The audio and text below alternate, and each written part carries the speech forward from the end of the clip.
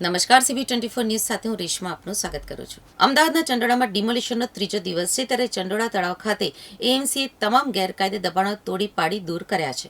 ચંડોળા ખાતે કાટમાળ હટાવવાની કામગીરી કરાઈ છે. 85,000થી વધુ રહેણાંક અને કોમર્શિયલ દબાણો તોડાયા છે, જેમાં ચંડોળામાં 24થી વધુ ધાર્મિક સ્થળોને દૂર કરાયા છે, તો કુલ 10.92 લાખ ચોરસ મીટર જમીન ખુલ્લી કરાઈ છે. અને પ્રથમ તબક્કામાં 4,000 બાંધકામ દૂર કર્યા હતા અને બીજા તબક્કામાં 8,000 જેટલા બાંધકામ દૂર કરાયા છે.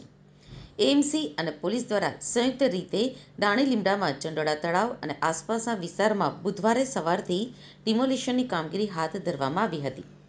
ચંડોળા તળાવમાં આવેલી મસ્જિદ સહિત 20 જેટલા ધાર્મિક સ્થળોને હટાવવામાં આવ્યા હતા. આ ડિમોલિશન અંતર્ગત 8,500 જેટલા કાચા અને પાકા મકાનોના દબાણો દૂર કરવાને લીધે આશરે 2.50 લાખ ચોરસ મીટર તળાવની જગ્યા ખુલ્લી કરવામાં આવી છે.